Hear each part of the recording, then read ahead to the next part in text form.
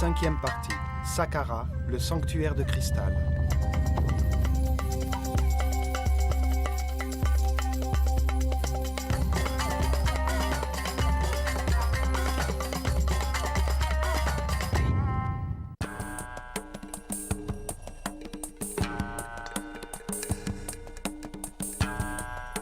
Saqqara est la première manifestation de la grande connaissance que les prêtres de l'école de mystère de l'œil d'Horus avaient acquise dans de nombreux domaines et dont les ruines sont aujourd'hui encore visibles. Ils construisirent la première pyramide de la Terre après le déluge universel. Pour la première fois, des blocs de pierre modulables ont été utilisés pour construire un édifice.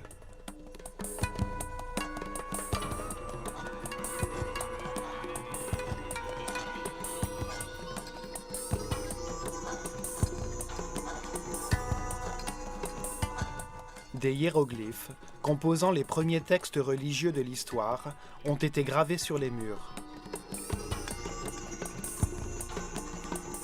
À Saqqara, les Égyptiens creusèrent un dédale de galeries souterraines de 12 étages de profondeur. Ces chambres et ces vestibules ont été décorés avec les premières tuiles en céramique produites par l'homme.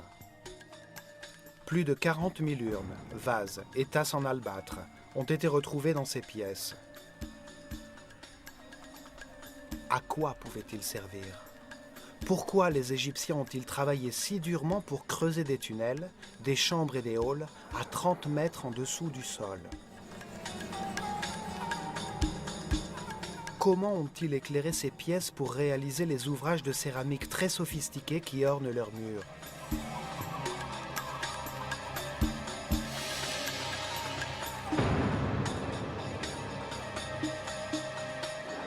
Pourquoi ont-ils bâti au niveau du sol d'imposantes masses de pierre qui ne semblent avoir eu aucune utilité?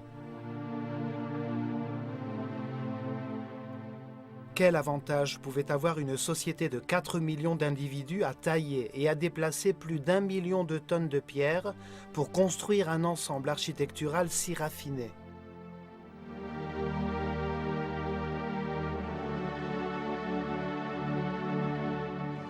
Pourquoi faire des gravures si élaborées sur leurs murs de pierre, sur leurs colonnes et leurs bas-reliefs, avec un étonnant luxe de détails pour décorer la façade d'un bâtiment vide? Comment des savoir-faire artistiques si développés auraient-ils pu aller de pair avec une telle irrationalité? Saqqara est l'un des plus grands mystères de l'Égypte.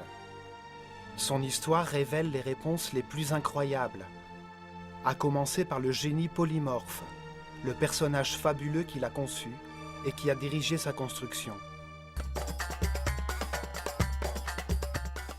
L'architecte Imhotep, dont le nom signifie l'homme sage qui entre dans la paix, le grand prêtre de l'école de mystère de l'œil d'Horus, a joué un rôle important dans l'histoire de l'homme.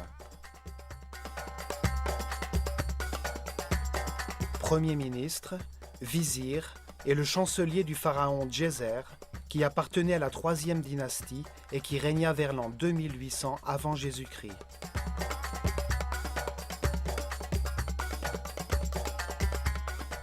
Imhotep est né un 31 mai. C'était le fils de l'architecte Khnofer et de sa femme Khédouonc. Quelques statues le représentent comme un homme humble, habillé aussi simplement qu'un moine. Père de l'architecture, il remplaça le bois et la terre cuite par des blocs de pierre modulables. Il conçut les premières colonnes sculptées avec des chapiteaux en forme de fleurs de lotus. Le raffinement suprême des détails architecturaux, l'harmonie de Saqqara montre la maîtrise qu'il avait de son art. Il a été le premier philosophe de l'histoire humaine. Il s'est consacré à la réflexion et à l'analyse des concepts fondamentaux comme l'espace, le temps, le volume, la nature de la maladie, l'existence de Dieu et l'immortalité. Il a donné à la civilisation égyptienne sa base conceptuelle, l'idée du progrès de la conscience vers Ma'at, vers la justice, l'honnêteté, l'harmonie et l'équilibre. Selon Platon, l'histoire de l'Atlantide, que les prêtres égyptiens racontèrent à Solone, remonte à Imhotep.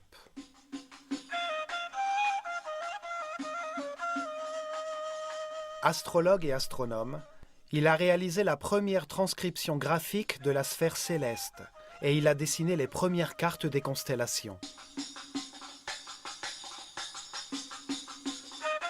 Le fait qu'il se réfère au changement d'ère céleste pour déterminer les stades de la révélation dans le développement spirituel de la civilisation égyptienne prouve qu'il connaissait le phénomène de précession des équinoxes. Mais ce furent ses grands talents de médecin qui firent d'Imhotep un semi-dieu. Seulement 50 ans après sa mort, le pharaon Mykérinos construisit un temple en son honneur. Il devient un lieu de pèlerinage et de cure miraculeuse. Les Grecs, qui allèrent étudier en Égypte, le rebaptisèrent Asclépios ou Aesculapius pour souligner ses prouesses médicales. Ils l'appelèrent également Hermès Trismégistus, 3 fois grand, en raison de ses dons de philosophe et de physicien qui avaient permis de révéler le fonctionnement de l'univers. Imhotep fut le premier à rassembler des informations sur le diagnostic et la guérison de nombreuses maladies. Le caducée, qui est de nos jours le symbole de la société médicale, était la canne de pouvoir d'Imhotep. Grâce à elle, il mesurait la quantité d'énergie vitale qu'un être humain avait appris à maîtriser. C'est ainsi qu'il savait quels centres neuronaux, ou chakras, ses patients utilisaient pour canaliser et diffuser leur énergie vitale et où ils avaient des déséquilibres électromagnétiques cellulaires. Il les guérissait en élevant la fréquence vibratoire de leur aura, qui est un champ électromagnétique propre à chaque personne. Ainsi, il rééquilibrait leurs chakras pour que ceux-ci puissent à nouveau fournir l'énergie vitale nécessaire aux organes affectés. C'était la véritable cause des maladies. Le caducée se compose de 2 serpents enlacés autour de 7 chakras, les centres neuronaux de la colonne vertébrale, qui regroupent et distribuent l'énergie. Ils représentent les 2 pôles électromagnétiques opposés qui mettent l'univers en mouvement. Dans son centre se trouve une colonne vibratoire formée de paires de particules de charge opposées qui se neutralisent et s'équilibrent, la seule manière d'arriver à l'illumination.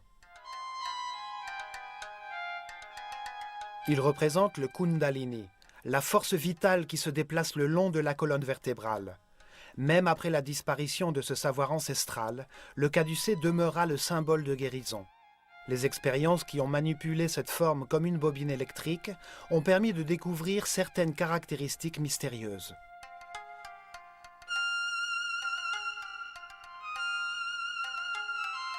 Au passage du courant électrique, aucun champ de force n'est détectable, bien que ses effets soient visibles, puisque le courant résonne dans toutes les fréquences et les longueurs d'onde.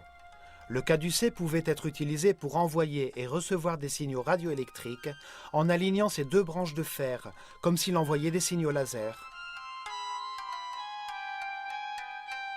Le papyrus médical d'Hébert montre comment Imhotep a combiné la magie et la médecine. Ses antidotes et ses formules curatives font appel à des prières et à des charmes, car il estimait que la médecine ne pouvait pas guérir sans le pouvoir conféré par l'énergie de mots. Pendant des milliers d'années, ses écrits et ses enseignements se sont secrètement transmis de génération en génération. Ils ont servi de fondement à la réflexion des gnostiques, des templiers, des illuminati, des rosicruciens et des francs-maçons. Les Grecs les ont appelés les principes hermétiques. Imhotep les a inscrits sur plusieurs papyrus et tablettes pour la postérité. L'un d'entre eux, le Kybalion, parle des 7 principes essentiels de l'univers. Il y déclare que l'univers existe par l'Esprit de Dieu, que chaque homme est une de ses pensées et qu'il possède la capacité de penser à son tour, que la réalité est un grand système dont tous les éléments sont doués de conscience et sont reliés entre eux. Imhotep était un maître de la connaissance. Il a enseigné l'écriture des hiéroglyphes et la gravure sur pierre pour composer les premiers textes religieux de l'histoire. C'est pourquoi il est associé à Thoth, le Néther, ou principe divin, représenté par un homme à tête d'ibis qui symbolise le mot divin, le verbe créateur.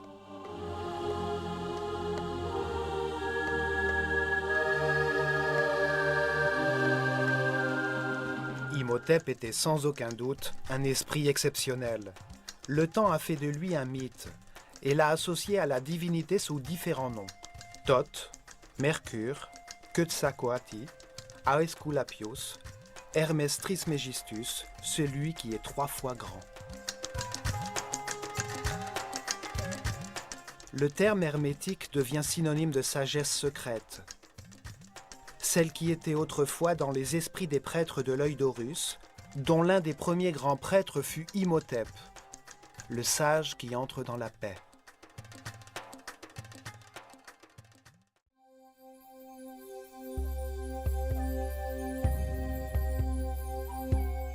C'est Imhotep qui décida où Saqqara devait être construit, pour des raisons mystérieuses.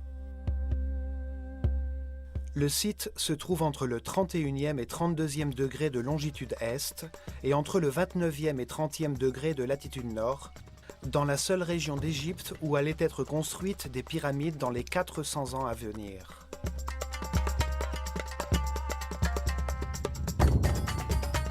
C'est une région désertique, à 14 km au sud du Caire, près de Memphis, l'ancienne capitale aujourd'hui disparue de l'Égypte. Les pyramides les plus au sud se trouvent à Meydoum, Awara et El Laoun, et c'est à Abu Rawash que se trouve la pyramide la plus septentrionale. C'est un plateau rocheux qui s'étend jusque Gizeh, à 50 mètres au-dessus du niveau du fleuve. Cette altitude garantissait que les nappes phréatiques n'inonderaient pas les galeries souterraines qu'il avait prévu de construire. Dans cette région se trouvent également 8 pyramides plus petites, construites sous les 4e, 5e et 6e dynasties. Cette zone est située sur l'un des principaux nœuds du réseau électromagnétique de la planète, là où la force de son énergie tellurique peut être la mieux utilisée pour faire vibrer une grande masse de pierre. C'est dans cette région que les résonances électromagnétiques sont les plus fortes. C'est là où se trouve l'un des chakras de la planète, là où passe le courant tellurique, la charge négative de la croûte terrestre, qui transporte son énergie vitale. Un point de confluence important des lignes de Lie, parfait pour produire de l'énergie statique négative à partir d'une grande masse de pierre riche en cristaux de quartz par la friction de ces molécules.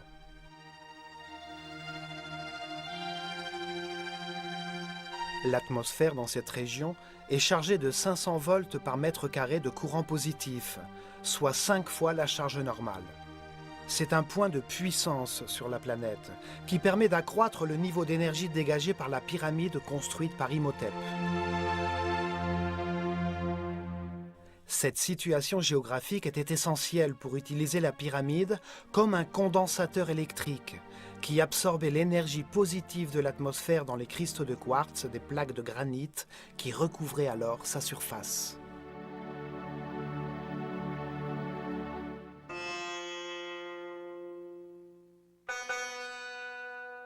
Saqqara signifie « celui qui ouvre et montre le chemin ». Son symbole est le chacal, l'animal qui guide ceux qui se sont perdus dans le désert et les amène jusqu'à la terre fertile, jusqu'à la civilisation.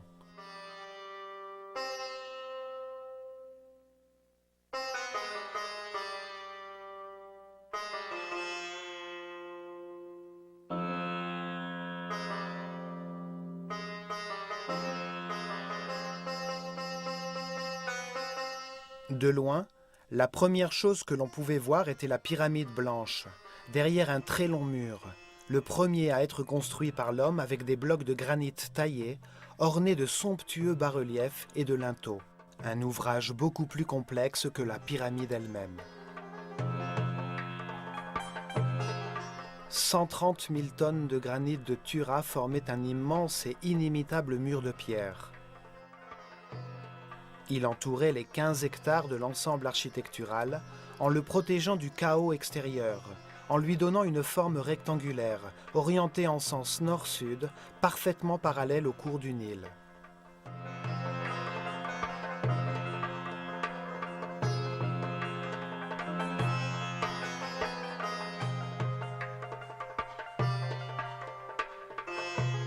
Le mur faisait 10 mètres de haut, comme un bâtiment moderne de 4 étages, 550 mètres de long, soit plus de 5 pâtés de maisons, sur une ligne droite allant du nord au sud. Sa largeur était exactement égale à la moitié de sa longueur, soit 275 mètres d'est en ouest. Ce mur était la première composante du mécanisme quantique conçu par Imhotep à Saqqara. L'ensemble architectural dans son intégralité ressemblait à un gigantesque circuit électrique, fait en pierre et à grande échelle. Le mur réagissait comme une ceinture électromagnétique qui isolait le tout, en fermant et en protégeant le circuit.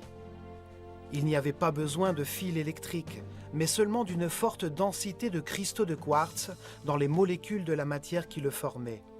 Le granit de Tura, une carrière proche de Saqqara, contient beaucoup de quartz.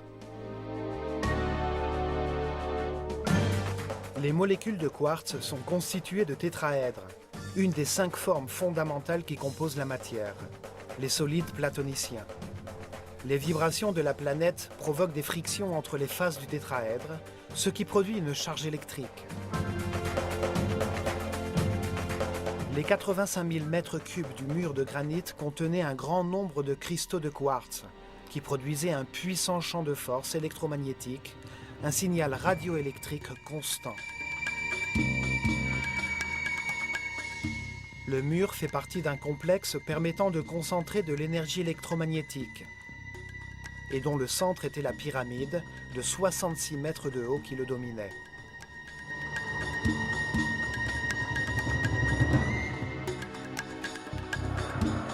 Ce mur avait une forme surprenante.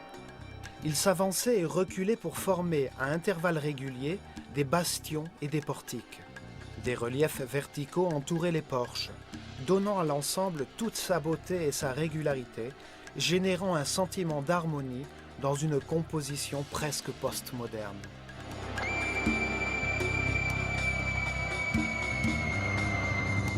Depuis les créneaux situés en haut du mur, et auxquels on accédait par des escaliers placés à intervalles réguliers, on pouvait voir le paysage alentour, ainsi que l'impressionnante pyramide à étages.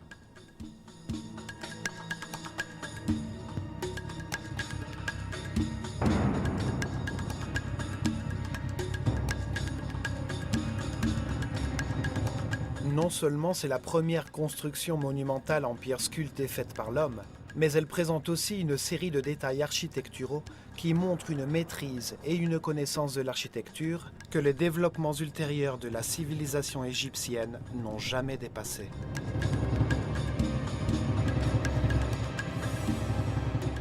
Il y avait 15 porches identiques, mais seulement l'un d'eux, situé dans l'angle sud-est de l'énorme rectangle, avait une vraie porte. Il s'ouvrait sur un couloir étroit, par lequel ne pouvait entrer qu'un seul visiteur à la fois, pour pénétrer dans le sanctuaire de Saqqara. La voie de l'amélioration spirituelle est individuelle et inimitable. Personne ne peut évoluer à la place de quelqu'un d'autre. C'est pour cette raison qu'une seule personne à la fois pouvait entrer à Saqqara.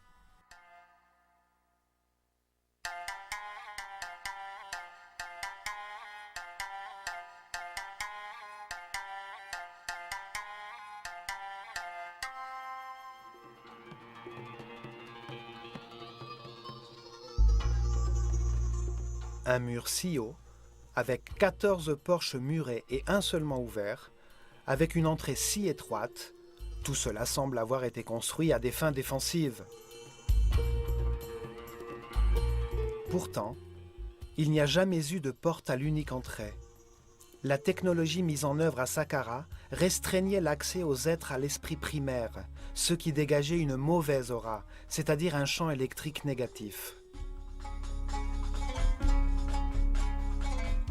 Dans le long couloir et le long de la galerie composée de 48 colonnes, un puissant champ de force électromagnétique intensifiait les sentiments des visiteurs.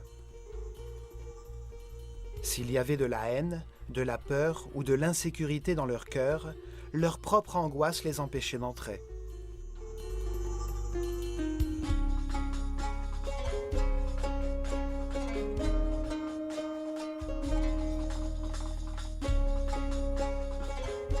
Seules les âmes pures pouvaient entrer à Saqqara, lorsque s'y trouvait le sanctuaire de l'école de mystère de l'œil d'Horus. L'imposante galerie aligne 48 colonnes. Sa forme ésotérique est la même que celle de l'ADN humain. 20 paires de colonnes accolées au mur, disposées en fonction du soleil, sur l'axe d'énergie, la spirale torsadée de la molécule.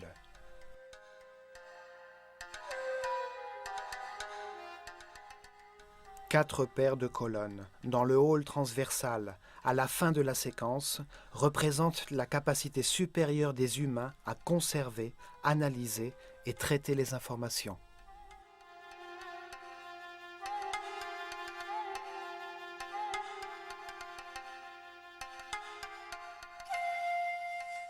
Les colonnes, entièrement sculptées, de 7 mètres de haut, ont été placées selon certains principes architecturaux qui furent repris des milliers d'années plus tard dans le Parthénon grec. Chaque colonne avait la forme d'un rouleau de papier de papyrus.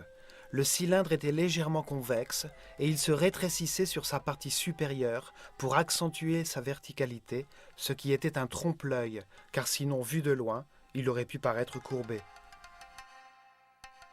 Le restaurateur du site de Saqqara, Jean-Philippe Loher, a aussi constaté que du fond de la galerie, l'espace entre les colonnes les plus éloignées est plus important, ce qui rallonge la perspective et donne l'impression que la galerie est plus grande.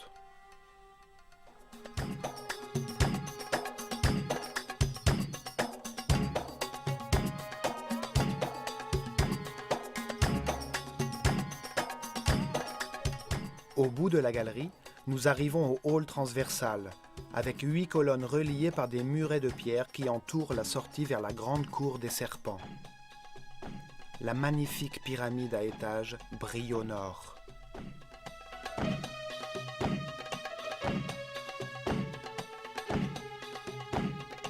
La cour était à l'origine entourée par de hauts murs, dont les bas-reliefs étaient très travaillés. Il se composait de niches qui avaient une forme de porte, forme qui se retrouvera plus tard sur l'un des murs de tous les tombeaux égyptiens.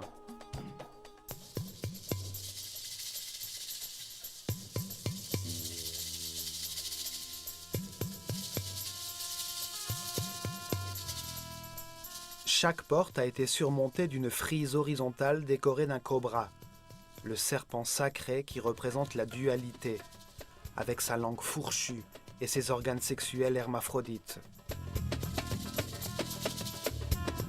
Le serpent symbolise aussi la volonté de changer l'existence, la volonté de commencer un nouveau voyage d'apprentissage, au terme duquel l'homme sera maître de ses décisions.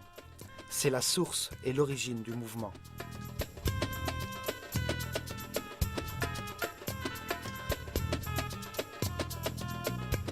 Beaucoup de cérémonies ont eu lieu dans cette cour, la plupart d'entre elles avec les disciples de l'école.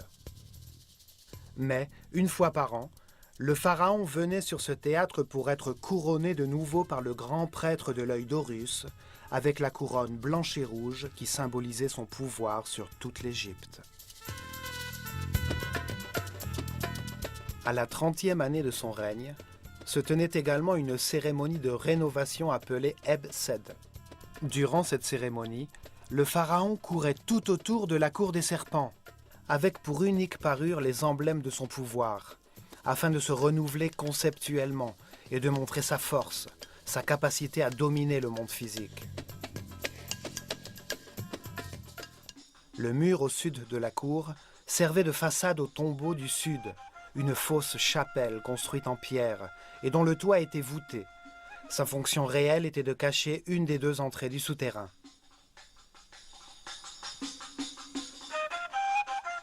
La chapelle se composait d'une petite pièce et menait au souterrain par un conduit vertical, loin de l'entrée à la pyramide. Des fouilles profondes ont permis de retrouver l'escalier par lequel on pouvait, à l'origine, accéder au souterrain.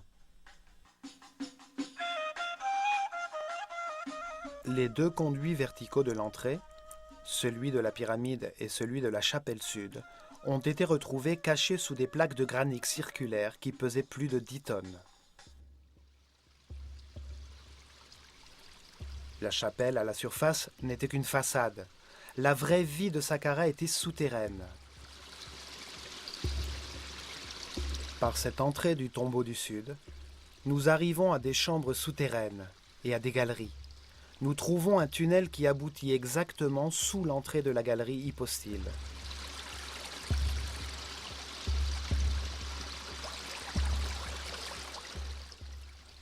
Le plan du sanctuaire tout entier ressemble à l'unité centrale d'un ordinateur.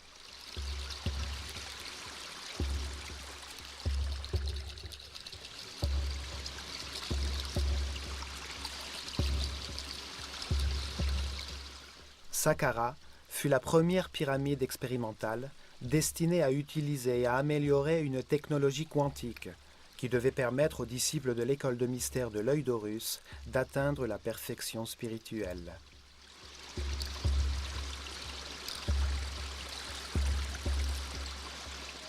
Pendant 400 ans, environ 100 pyramides, de formes, de grandeurs et de matériaux différents, ont été construites. Leurs lignes ne cessèrent de s'améliorer jusqu'à la réalisation de la grande pyramide de Khéops. Les Égyptiens avaient hérité de la civilisation atlantidéenne la connaissance de la transformation des formes pyramidales monumentales en machines quantiques, capables de produire des colonnes ondulatoires stationnaires d'énergie qui permettaient d'élever la fréquence vibratoire des disciples d'Horus. C'était un moyen d'augmenter leur niveau d'énergie vitale, le pouvoir de leur esprit, et d'éveiller chez eux de nouveaux sens, comme la télépathie ou la capacité de percevoir l'aura des autres. Ainsi, la conscience pouvait s'élever au-delà du temps et voir la chaîne de réincarnation déjà vécue.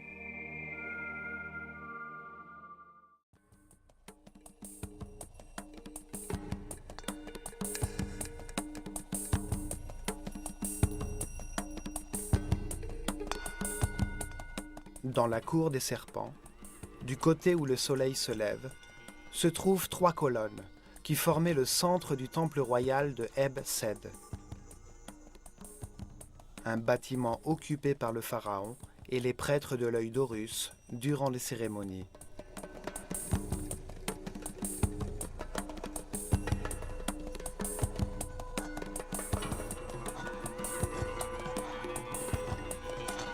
Depuis ce bâtiment, en longeant un mur courbé, on accédait à la cour rectangulaire du Eb-Sed, parallèle à la cour centrale du sanctuaire. Sur les côtés se trouvaient 2 séries parallèles de fausses chapelles. En réalité, elles étaient une façade très élaborée, sise sur un bloc de pierre massive. Chaque série se composait de 13 chapelles étranges et mystérieuses. Leurs murs n'abritaient aucun espace utile à l'intérieur. Elles formaient simplement une façade sophistiquée et scénographique, pleine d'élégants détails architecturaux. Leur forme dissimulait la vraie raison d'être du sanctuaire et de l'enchevêtrement complexe des chambres souterraines, des tunnels et des galeries, conçus comme un énorme circuit électrique pour produire un tourbillon électromagnétique.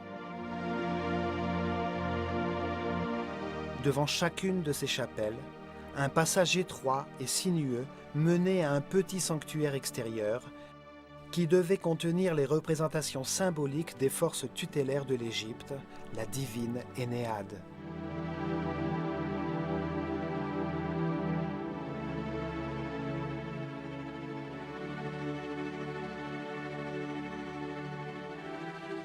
Les murs extérieurs étaient décorés de bas-reliefs qui entouraient de fausses fenêtres, de fausses portes, de fausses clôtures en bois et des colonnes à cannelures appelées jets. En somme, un véritable décor entièrement sculpté dans la pierre. Au nord de la cour des fausses chapelles, à l'est de la pyramide à étages, se trouvent la maison du Sud et la maison du Nord. Deux constructions beaucoup plus grandes, mais tout aussi factices.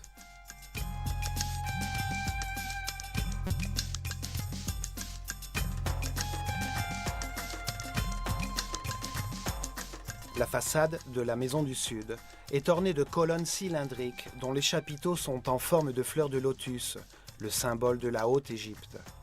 Un couloir étroit permet de voir le plus vieux graffiti du monde, écrit en hiératique. Des visiteurs de la 18e dynastie ont ainsi gravé des commentaires à propos du pharaon Djéser. La façade de la maison du Nord est décorée de colonnes représentant des papyrus, les symboles de la Basse-Égypte, qui correspond au delta du Nil, au nord du pays. Ici, pendant la cérémonie du Hebsed, le roi recevait la couronne rouge qui symbolisait son autorité sur ce territoire.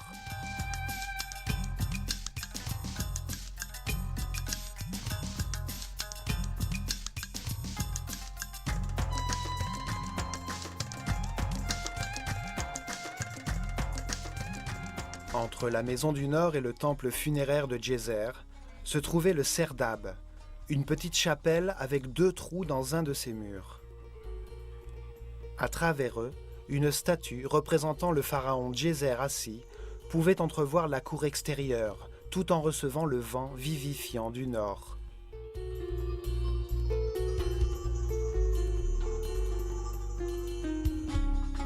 Ce personnage, avec son impressionnant némès sur la tête et dont les yeux en cristal ont disparu, est la première représentation en 3 dimensions et à taille réelle d'un monarque égyptien qui est parvenu jusqu'à nos jours.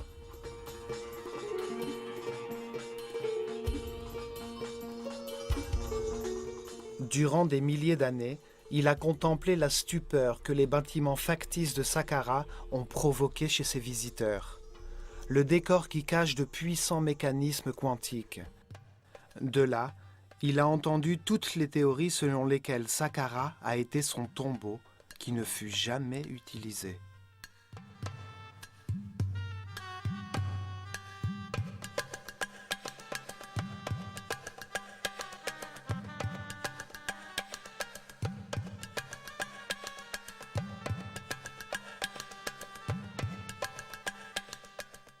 À côté, se trouvent les ruines du temple adjacent à la pyramide, dont l'unique accès, situé à l'est, menait à travers un dédale d'étroits couloirs à 2 cours ouvertes, dont l'une dissimulait la porte du vrai sanctuaire de Saqqara, enfoui dans les profondeurs de la terre.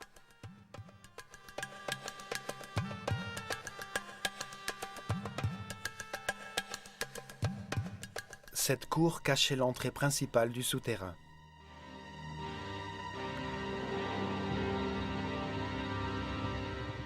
Ce modèle d'un temple contigu fut répété dans les pyramides qui ont été construites dans les années suivantes.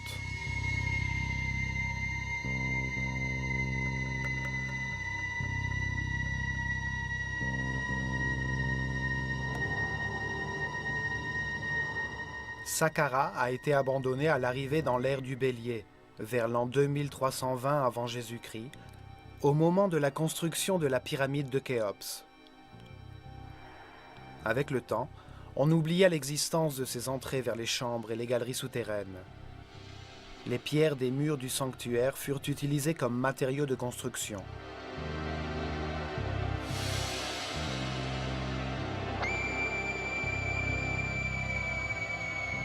Dans les siècles qui suivirent, beaucoup de nobles firent construire leurs tombeaux dans ce lieu sacré.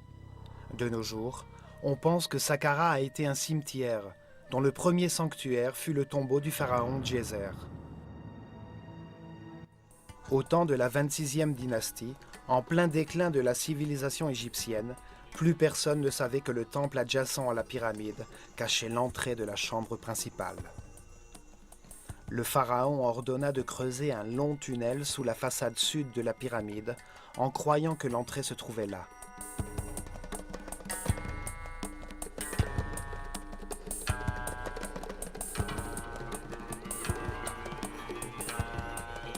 On creusa dans la roche, en laissant des colonnes de pierre pour éviter que le tunnel ne s'effondre.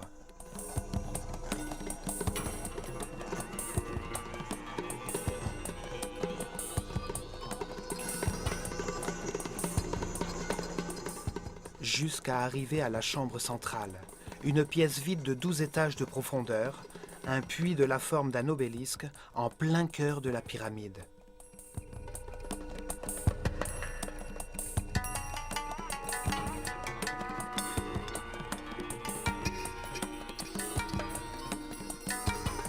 À partir de là, ils découvrirent que l'entrée se trouvait à l'origine sous la façade nord de la pyramide et ils purent pénétrer dans tout le dédale des galeries souterraines.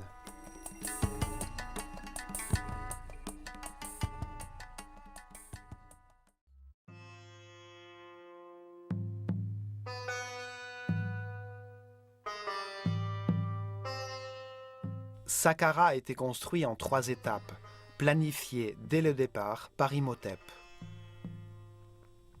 À chaque étape, le sanctuaire s'agrandissait et la pyramide se développait comme le corps d'un être humain.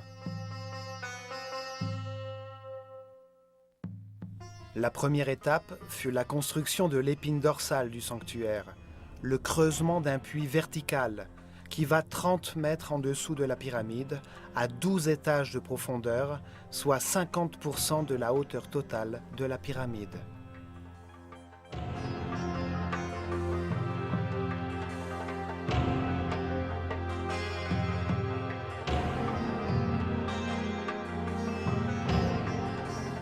De là, ils ont creusé des centaines de mètres de tunnels, un labyrinthe de chambres et de galeries qui constituait une partie essentielle du système.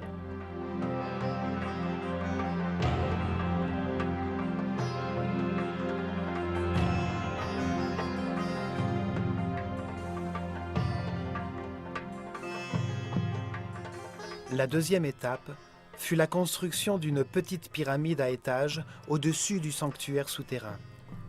Son volume et son poids représentaient exactement 50% de la pyramide finale. Elle consomma seulement la moitié des ressources et des efforts totaux. En outre, les bâtisseurs pouvaient ainsi utiliser temporairement l'énergie dégagée par leur propre construction. La charge électrique produite par la petite pyramide était utilisée pour créer des couloirs électromagnétiques qui facilitaient le transport des matériaux nécessaires à la construction du reste du sanctuaire.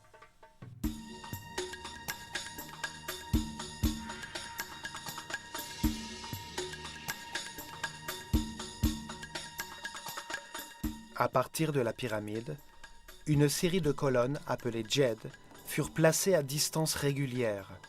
La charge d'ion négatif produite par la masse vibratoire de la pyramide circulait d'un pilier à l'autre.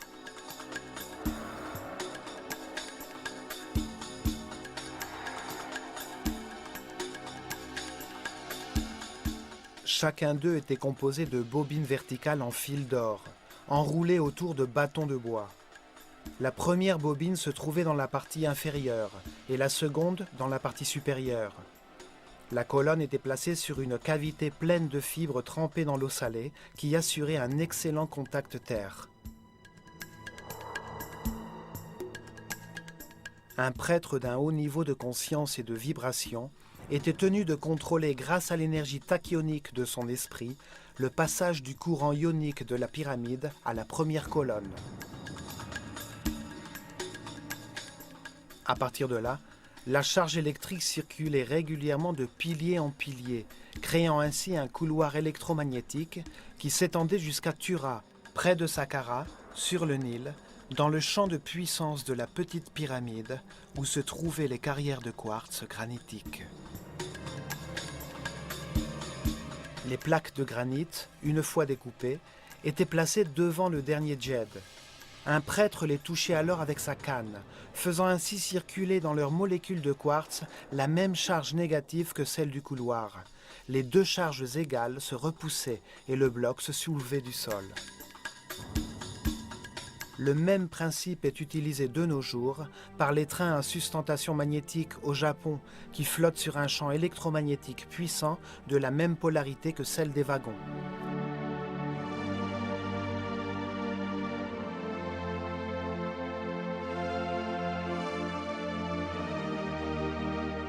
Ainsi, grâce à cette ligne électromagnétique de transport, ils pouvaient facilement déplacer toutes les pierres dont ils avaient besoin pour la troisième étape.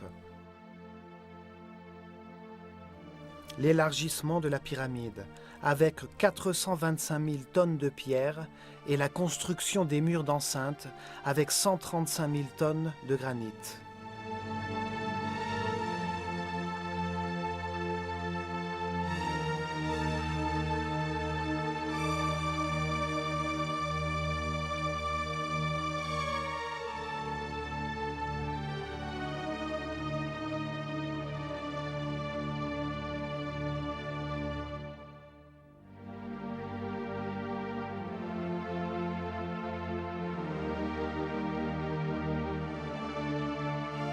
La construction en étapes permit d'utiliser une partie de la puissance générée par la pyramide et de l'augmenter de 50% une fois la grande pyramide construite. La puissance totale assurait la circulation du courant sur un couloir qui s'étendait jusqu'à Maïdoum, le point médian entre Saqqara et les carrières de granit rouge de la Haute-Égypte.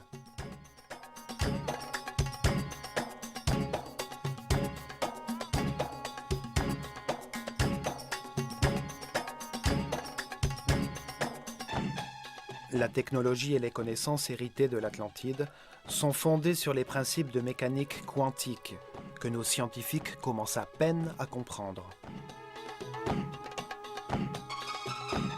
Dans le prochain épisode de notre série, nous continuerons à étudier le sanctuaire de Saqqara. Nous verrons comment et dans quel but l'ensemble des galeries souterraines, ce puissant mécanisme quantique qui permettait d'accélérer l'évolution des initiés, était conçu. En suivant ce chemin, que nous appellerons la route quantique vers la lumière de la conscience, nous verrons que ce processus évolutif a été enseigné par différents professeurs de haut rang. L'un d'entre eux fut Jésus.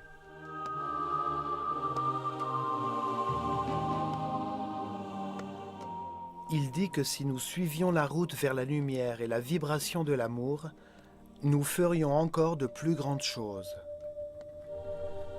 Il faisait allusion à l'utilisation des particules subatomiques de la lumière, l'énergie tachyonique, la force créatrice qui a mis cet univers en forme.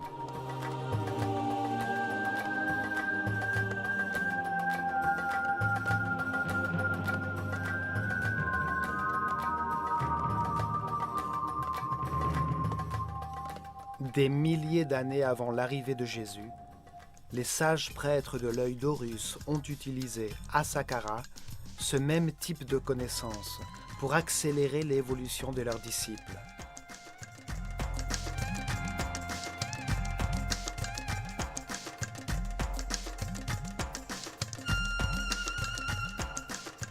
Ils ont construit d'imposantes formes pyramidales, des machines quantiques utilisées pour la production de colonnes énergétiques ondulatoires qu'ils utilisaient pour élever la fréquence vibratoire de leurs initiés.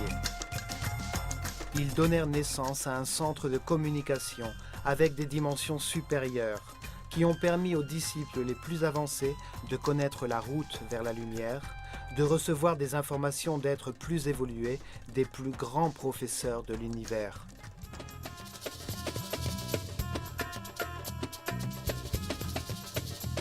Sur le plan physique, en construisant des couloirs électromagnétiques et en générant des effets de supraconductivité grâce à différents matériaux, ils ont facilité la construction de leurs temples, les livres vivants de l'école de mystère de l'œil d'Horus.